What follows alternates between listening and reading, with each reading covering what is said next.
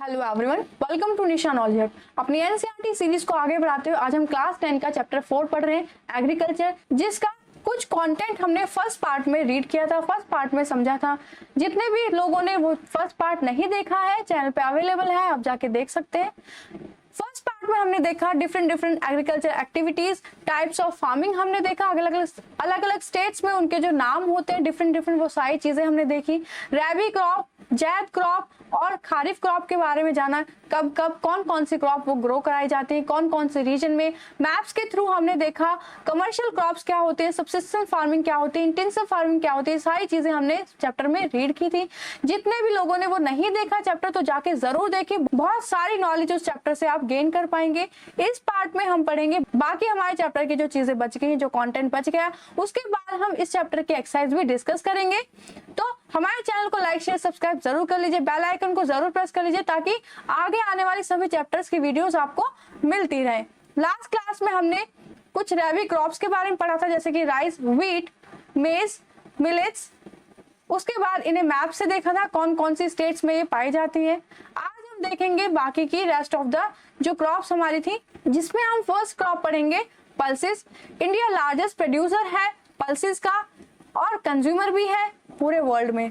ये major source होती है प्रोटीन का। वेजिटेरियन डाइट जो होती है, जो वेजिटेरियन लोग जो होते हैं, जो नॉनवेज नहीं खाते, वो एज अ प्रोटीन पल्सेस लेते हैं। मेजर पल्सेस जो इंडिया में ग्रो कराई जाती है वो है तूर, मतलब अरहर, उड़द, मूंग, मसूर, पीस और ग्राम।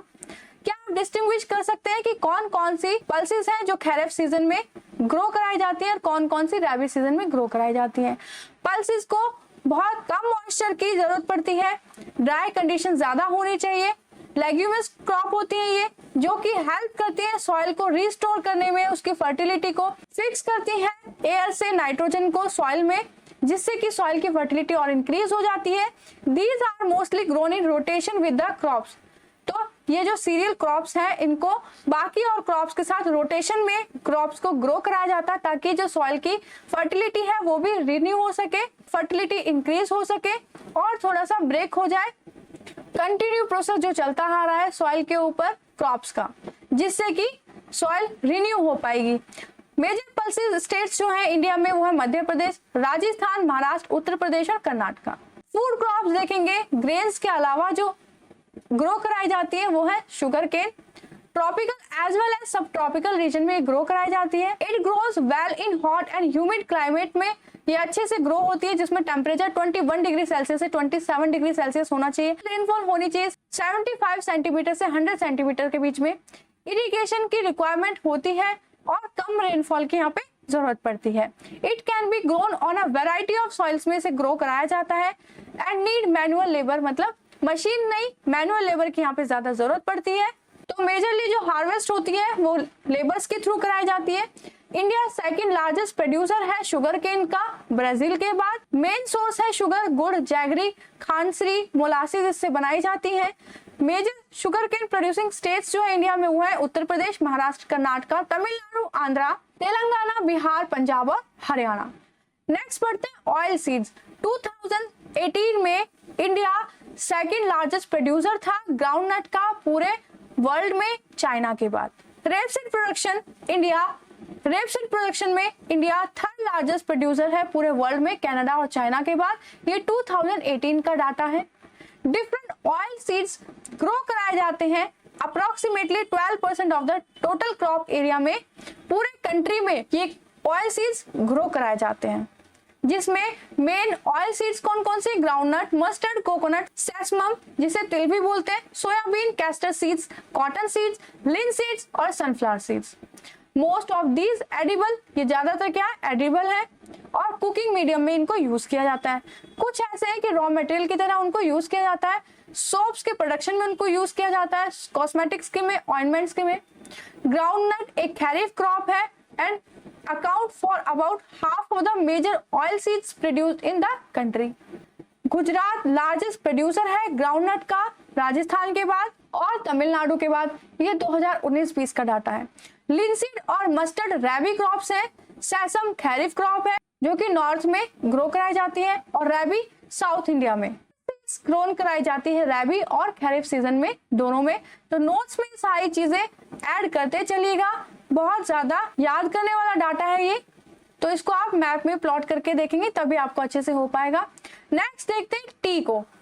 टी कल्टीवेशन एक एग्जांपल है प्लांटेशन एग्रीकल्चर का। ये इंपॉर्टेंट बेवरेजेस क्रॉप है, इंट्रोड्यूस की गई इंडिया में ब्रिटिशर्स के through. Most of the T plantations है वो ऑन की जाती हैं इंडिया से। टी प्लांट ग्रो होती है ट्रॉपिकल और सब ट्रॉपिकल क्लाइमेट्स में। Indoors with deep and fertile well drained soil में ये ग्रो होती है, जिसमें कि इसको रिच ह्यूमस और ऑर्गेनिक मैटर की जरूरत पड़ती है। Tea bushes require warm and moist free environment इनको चाहिए होता है। ये देख सकते हैं डिफरेंट क्रॉप्स की यहाँ पे फोटो लगाई गई है। तो द ईयर पूरी ईयर यहाँ पे मॉइस्ट रीजन होना चाहिए, तभी ये ग्रो कर पाएंगी, ताकि जो ये टी की जो लीव्स हैं अच्छे से उनमें मॉइस्चर हो, अच्छे से उनका साइज अच्छे से ग्रो कर सके। फ्रीक्वेंट शावर्स की इनको जरूरत पड़ती है, इवनली डिस्ट्रीब्यूटेड हो, पूरी साल बारिश रहनी चाहिए ताकि उनकी जो लीव्स है टेंडर लीव्स की अच्छे से ग्रोथ हो सके। इंटेंसिव लेबर की यहाँ पे जरूरत पड़ती है इंडस्ट्रीज में, जिसमें रिक्वायर होता है अबंडेंट चीप और स्किल्ड लेबर। टी प्रोसेस की जाती है उसके बाद इंडस्ट्रीज में, गार्डन से उनको रिस्टोर किया जाता है। जब वो फ्रेश होंगी हरी हरी पत्तियों को वहां से तोड़ा जाता है, उसके बाद उसको इंडस्ट्रीज में प्रोसेस किया जाता है। मेजर टी प्रोड्यूसिंग स्टेट्स जो है Assam, hills of Darjeeling, Jalpaiguri district, West Bengal, Tamil Nadu और Kerala. Apart from these Himachal Pradesh, Uttarakhand, Meghalaya, Andhra और त्रिपुरा में भी इसको ग्रो कराया जाता है। 2018 के डाटा से देखें तो India was the second largest producer था टी में चाइना के बाद। कॉफी के बारे में बात करते हैं। Indian coffee is known as the world की गुड क्वालिटी की कॉफी इंडिया की कॉफी को माना जाता है। Arabica variety initially brought from Yemen से ये लाई गई। अरेबिका एक वैरायटी थी इसके सीड्स की, फिर इसको इंडिया में ग्रो कराया गया। This variety is great demand all over the world. इस वैरायटी की पूरे वर्ल्ड में ग्रेट डिमांड होती है। इनिशियली कॉफी की जो कल्टीवेशन की गई या इंट्रोड्यूस की गई बाबा बुदन हिल्स में, प्रेजेंट टाइम में नीलगिरी, कर्नाटका, केरला और तमिलनाडु में भी इसका कल्टीवेशन किया जाता है। नेक्स्ट पढ़ते हैं हॉर्टिकल्चर क्रॉप्स। 2018 में इंडिया सेकंड प्रोड्यूसर था फ्रूट्स का, वेजिटेबल्स का वर्ल्ड में चाइना के बाद। India is producer of tropical as well as temperate fruits. दोनों ही तरह के फ्रूट्स यहाँ पे ग्रो कराए जाते हैं। एज वी नो कि हमारा जो इंडिया का जो टेम्परेचर है वो ट्रॉपिकल भी है और सब ट्रॉपिकल भी है, और जनरली वो मानसून टाइप क्लाइमेट है। Mangoes of Maharashtra, Andhra Pradesh, Telangana, Uttar Pradesh, west Bengal में ग्रो कराए जाते हैं। Oranges of Nagpur, Cherrapunji, Meghalaya, bananas of Kerala, Mizoram, Maharashtra and Tamil Nadu. Lychee and guava grow कराए जाते हैं उत्तर प्रदेश और बिहार में।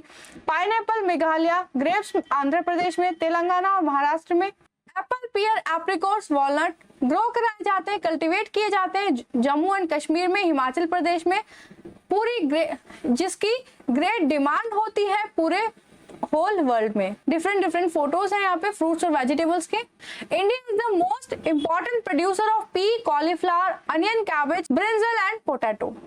अब देखते हैं नॉन फूड क्रॉप्स कौन सी होती है, कहाँ कहाँ ग्रो कराई जाती हैं।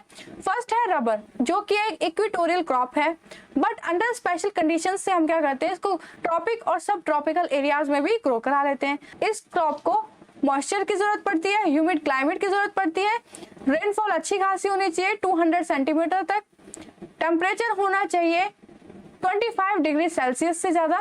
रबर एक इंपॉर्टेंट इंडस्ट्रियल रॉ मटेरियल है, ग्रो कराया जाता है केरला, तमिलनाडु, कर्नाटका, अंडमान निकोबार आइलैंड और गारो हिल्स ऑफ मेघालय में। आपको यहाँ पे एक्टिविटी दी गई है कि आपको आइटम्स का नाम बताना है जो रबर से बने हो। फाइबर क्रॉप के बारे में देखते हैं। Cotton, jute, hemp and natural silk are 4 major fibre crop grown in India.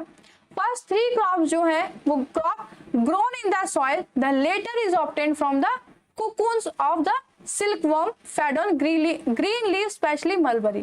तो यहाँ पे सिल्क भी ऑब्टेन किया जाता है कोकून से, सिल्कवर्म से जो बनते हैं। ये जो सॉइल है इसी सॉइल में ये मलबरी ट्रीज को ग्रो कराया जाता है। Rearing of silkworm from production, silk fibre के प्रोडक्शन के लिए सिल्क वर्म को जो रियर किया जाता है इस प्रोसेस को बोलते हैं सेरिकल्चर। कॉटन देखते हैं। इंडिया बिलीव किया जाता है कि इंडिया ओरिजिनल होम है कॉटन प्लांट का। कॉटन एक one of the raw material है कॉटन इंडस्ट्री का। 2017 में इंडिया सेकंड लार्जेस्ट प्रोड्यूसर था चाइना के बाद पूरे वर्ल्ड में।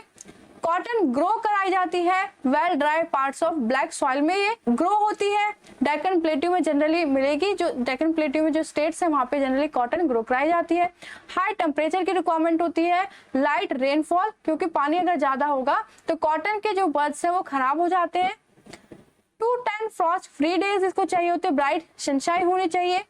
ये खैरिफ क्रॉप है, 6 से 8 महीने लगते हैं इसको मैच्योर होने में। मेजर कॉटन प्रोड्यूसिंग स्टेट्स जो हैं वो है महाराष्ट्र, गुजरात, मध्य प्रदेश, कर्नाटक, आंध्रा, तेलंगाना, तमिलनाडु, पंजाब, हरियाणा और उत्तर प्रदेश। नेक्स्ट पढ़ते हैं जूट, जिसको हम गोल्डन फाइबर बोलते हैं। जूट ग्रो होता है वेल ड्रेन फर्टाइल सॉइल में, फ्लड प्लेन्स में, जो कि रिन्यू हो जाते हैं हर साल। हाई टेम्परेचर की जरूरत पड़ती है दिन में। वेस्ट बंगाल, बिहार, असम, उड़ीसा और मेघालय के मेजर जूट प्रोड्यूसिंग स्टेट्स हैं। यूज होता है जूट गनी बैग्स बनाने में, मैट्स बनाने में, रोप्स, यार्न, कारपेट्स और अदर आर्टिफैक्ट्स। टेक्नोलॉजीज और इंस्टीट्यूट रिफॉर्म्स जो कि क्रॉप्स के लिए यूज हुई। It was mention the previous pages that agriculture has been practiced in India from thousands of years, हजारों सालों से एग्रीकल्चर की प्रैक्टिसेस इंडिया में की जा रही है। सस्टेन यूज किया जा रहा है लैंड का बिना किसी कंपैटिबिलिटी के। टेक्नो इंस्टीट्यूट जब बने तो एक हिंडर चेंज आया एग्रीकल्चर एक्टिविटीज में, एग्रीकल्चर बहुत ज्यादा डेवलपमेंट हुआ। In spite of development of sources of irrigation, most of the farmers in large parts of country still dependent upon the monsoon and natural fertility. मतलब इतने सारे irrigation के method होने के बाद भी बहुत सारे ऐसे पार्ट्स हैं इंडिया में जो कि जहां के फार्मर्स आज भी मॉनसून पे डिपेंडेंट है। For growing population the process serious challenge आता है ग्रोइंग पॉपुलेशन के सामने कि पॉपुलेशन को किस तरह से फीड किया जाए। Agriculture which provide livelihood for more than 60% population के लिए एग्रीकल्चर लिवलीहुड प्रोवाइड करता है।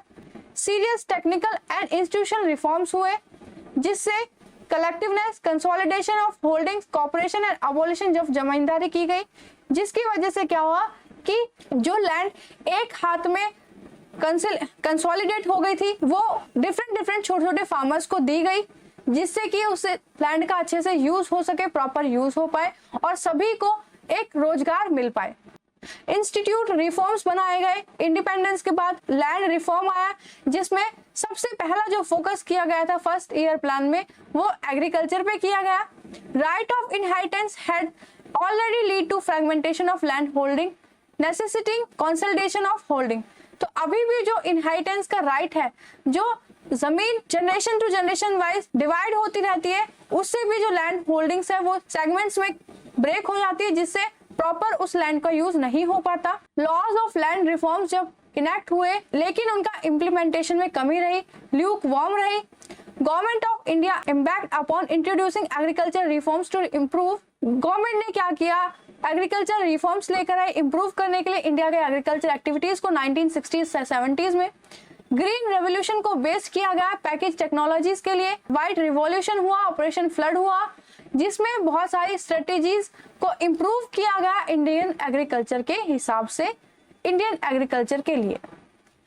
But this too led the concentration of development is few selected areas. लेकिन हुआ क्या, ये ओवरऑल डेवलपमेंट यहाँ पे नहीं हुआ, पूरी स्टेट्स में ये एग्रीकल्चर डेवलपमेंट नहीं हो पाया, ये फ्यू स्टेट्स में ही सिमट कर रह गया, जैसे कि पंजाब, हरियाणा वाले रीजन में। डेवलपमेंट प्रोग्राम इनिशिएट किए गए थे 1980s 1990s में, जो कि बोथ इंस्टीट्यूट और टेक्निकल लेवल पे किए गए थे। बहुत सारे प्रोविजंस लाए गए जिसमें क्रॉप को इंश्योर किया जाएगा ड्रॉट, फ्लड, क्लोन, साइक्लोन, फायर, डिसीज अगर आए तो उन सभी फार्मर्स को प्रॉपर लोन दिए जाए। ग्रामीण बैंक्स, कोऑपरेटिव सोसाइटीज, इस तरह की यहाँ पे इंस्टीट्यूट बनाए, जिससे क्या हुआ, इन फार्मर्स को लोन मिल पाए और प्रॉपर वो एग्रीकल्चर एक्टिविटीज को कंटिन्यू कर पाए। लोअर इंटरेस्ट रेट्स पे लोन दिए गए। कुछ इंपॉर्टेंट स्टेप्स है इसी डायरेक्शन में, जैसे कि किसान credit card, personal accident insurance scheme, ये कुछ इंपॉर्टेंट स्कीम्स है गवर्नमेंट ऑफ इंडिया की तरफ से फार्मर्स को बेनिफिट देने के लिए इम्प्लीमेंट की गई। More over special weather bulletins and agriculture programmes भी चलाए गए, जिससे फार्मर्स को प्रॉपर रेडियो और टेलीविजन के थ्रू वेदर की जानकारी मिल सके। गवर्नमेंट ने अनाउंस किए MSPs, minimum support price, remunerative and procurement price, जो कि इंपॉर्टेंट क्रॉप्स है उनको दिया जाए, और जो फार्मर्स का एक्सप्लॉयटेशन हुआ था मिडल मैन का, वो सारे कट किए गए। तो ये वेरियस स्टेप्स हैं जो एग्रीकल्चर डेवलपमेंट में यूज किए गए। इंफॉर्मेशन कलेक्ट करनी है आपको एग्रीकल्चर, हॉर्टिकल्चर, एग्रीकल्चर स्कीम्स के बारे में, तो पोर्टल में यहाँ पे मेंशन है, वेबसाइट मेंशन है, farmer.gov.in पे जाके आप ये सारी गैदर करेंगे इन्फॉर्मेशन। ये है भूदान और ग्रामदान। इसको देखते हैं। महात्मा गांधी विनोबा भावे एक स्पिरिचुअल हीयर थे भूदान ग्रामदान प्रोग्राम के। ही ऑल्सो पार्टिसिपेटेड सत्याग्रह, जो कि one of the foremost satyagrahis थे। सभी ने ग्राम स्वराज्य के कॉन्सेप्ट को स्वीकार किया। आफ्टर गांधी जी मैट्रीडम, गांधी जी के बाद विनोबा भावे उनके पदचिन्हों पे चले गांधी जी के, और पूरी कंट्री को एक मैसेज में कवर किया, मैसेज दिया, लेक्चर्स दिए पोचमपल्ली में, आंध्र प्रदेश में, जहाँ पे कुछ लैंडलेस पुअर विलेजर्स थे, फार्मर्स थे, जिन्होंने लैंड की डिमांड की इकोनॉमिक वेलबींग के लिए। तो विनोबा भावे ने यहाँ पे लेक्चर दिया और उसमें इन गरीब फार्मर्स के लिए, जो जमींदार है, जिसके पास ज्यादा जमीन है, उनसे जमीनें मांगी, जिससे बहुत सारी जमीन उनको मिली और उन्होंने वो जमीन पुअर फार्मर्स में डिस्ट्रीब्यूट कर दी, जिससे कि सभी को डेवलपमेंट का मौका मिला और सभी ने यहाँ पे एग्रीकल्चर एक्टिविटी शुरू करी।